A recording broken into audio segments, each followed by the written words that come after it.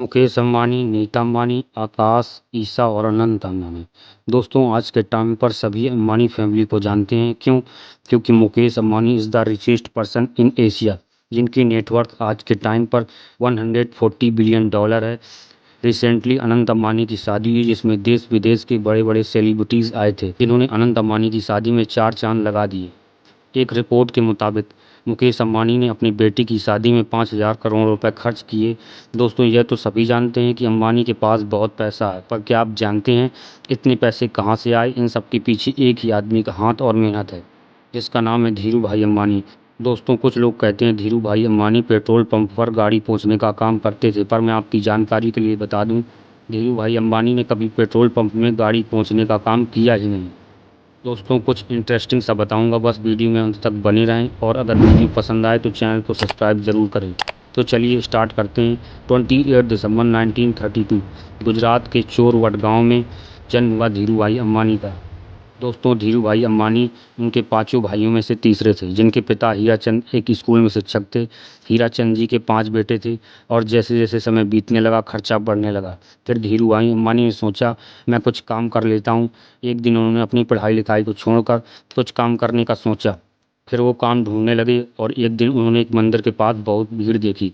भीड़ को देखकर उनके माइंड में एक आइडिया आया कि सभी को भूख लगी होगी, तो यहाँ पर एक ठेला लगाया जाए। और उन्होंने वहाँ बिना कुछ सोचे समझे एक पकौड़े का ठेला लगा दिए।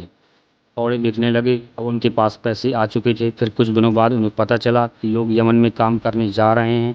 उन्होंने भी वहाँ जाने का सोच लिया था। साल 1950 में अपनी 17 ईयर्स की एज में अपने भाई रमणिक लाल के पास यमन चले गए।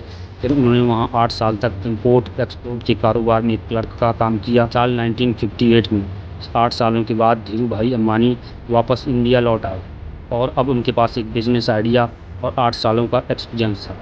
उन्होंने ट्रेडिंग बिजनेस स्टार्ट किया, जिसे रिलायंस कॉमर्शियल कॉरपोरेशन का नाम दिया गया। शुरुआत में यह सिर्फ मसाले यानी मसालों की ट्रेडिंग में इन्वॉल्व थी। अब देखते ही देखते कंपनी की इनकम बढ़ने लगी।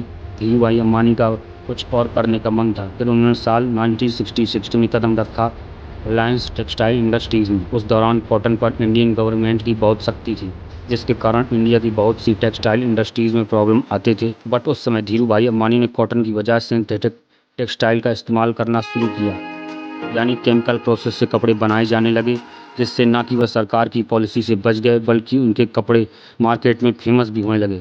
धीरे धीरे रिलायंस इंडस्ट्रीज बढ़ती गई, और बड़े बड़े इन्वेस्टर्स और आम पब्लिक भी रिलायंस इंडस्ट्रीज में इन्वेस्ट करने लगे। देखते ही देखते रिलायंस इंडस्ट्रीज बहुत कामयाबी हासिल कर चुकी थी। बट यहाँ पर धीरू भाई अंबानी के लिए यह चैलेंज था कि अपनी टेक्सटाइल इंडस्ट्रीज को चलाने के लिए पेट्रोकेमिकल्स दूसरी इंडस्ट्रीज से लेने पड़ते थे। इस वजह से उन्होंने अपना खुद का पेट्रोकेमिकल्स बिजनेस स्टार्ट करने का इरादा बना लिया। इस तरह से उन्होंने रिलायंस पेट्रोलियम इंडस्ट्रीज़ में अपना कदम जमा लिया।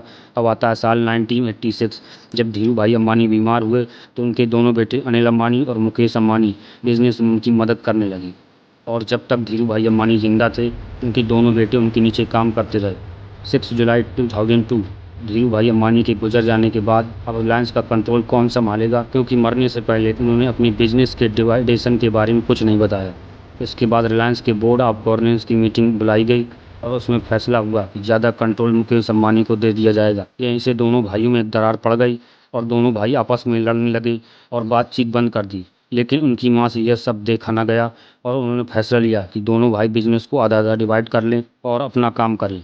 और इस तरह 2005 में रिलायंस इंडस्ट्री के 2 बंटवारे हो गए।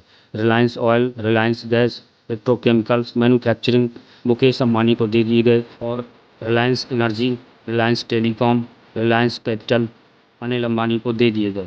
इसके बाद मुकेश अंबानी ने अपने हिस्से के बिजनेस को मेहनत करके बढ़ाना शुरू कर दिया। उनके हिस्से में जो जामनगर पेट्रोलियम रिफाइनरी आई थी, उन्होंने उसकी प्रोडक्शन को बढ़ाकर उसमें state of the art manufacturing facility install करके उसे दुनिया की सबसे बड़ी पेट्रोलियम रिफाइनरी बना दिया। इसके बाद मुकेश अंबानी ने रिटेल इंडस्ट्री में भी अपना कदम रख लिया, जिसके चलते रिटेलिंग में उनको काफ़ी अच्छी सक्सेस मिली, और पूरे इंडिया में स्मार्ट बाज़ार सुपर मार्ट्स खोले गए, जहां पर कस्टमर को एक ही जगह पर सारी चीज़ें डिस्काउंट में मिलने लगी। 2008 में जब वर्ल्ड की सबसे बड़ी cricket league Indian Premier League start हुई, तो मुकेश अंबानी उसमें भी कूद पड़े, और IPL की सबसे महंगी टीम मुंबई इंडियंस को खरीद लिया। और यह टीम आने वाले कई सालों तक मोस्ट वैल्यूएबल टीम थी।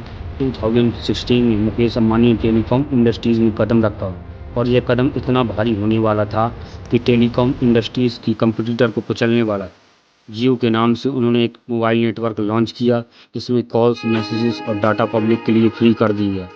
लोगों ने बाकी सिम कार्ड्स को छोड़कर जियो की सिम कार्ड लेना शुरू कर दिया क्योंकि यहाँ पर सब कुछ फ्री मिल रहा था। देखते ही देखते जियो की यूजर्स 450 मिलियन तक पहुँच गए और जब जियो ने 5G लॉन्च किया तब उसके यूजर्स और भी बढ़ गए। जियो 6G पर भी दुनिया की सबसे बड़ी बड़ी कंपनीज के साथ काम कर रहा है। बाद में जियो ने अपनी फ्री सर्विसेज बंद करके बहुत ही कम चार्जेस पे फॉल्स डाटा प्रोवाइड करना शुरू कर दिया, जिससे बाकी कंपनीज ने भी अपने रेट कम कर दिए। वैसे बिजनेस चलता गया, प्रॉफिट आता गया और उन्हें सक्सेस मिलती गई, जिस कारण से वह आज एशिया के सबसे अमीर आदमी बने। एक भाई जो एशिया का सबसे अमीर आदमी बना, जिसके पास पैसे की कोई कमी नहीं थी, और दूसरा भाई जो आज बैंक करप्ट है। एक्सपर्ट का मानना है कि अनिल अंबानी ने तेजी से ग्रो करने की स्ट्रेटजी अपनाई, जिसमें वह सभी सेक्टर्स में एक साथ ग्रो करना चाहते थे, जिस वजह से उनके खर्चे बढ़ने लगे, पर जितना खर्चा हुआ उतना प्रॉफिट नहीं हुआ। ऐसे में ही एक भाई जिसके पास पैसों की कोई कमी नहीं थी और दूसरा भाई बैंक करप्ट हो गया और उनकी नेटवर्थ आज जीरो है। इस तरह से धीरू भाई अंबानी की विरासत आज भी जीवित है, जो इंडियन इकोनॉमी में उनके योगदानों को दर्शाती है। थैंक यू सो मच दोस्तों, इस वीडियो को एंड तक देखने के लिए। मिलते हैं नेक्स्ट वीडियो में।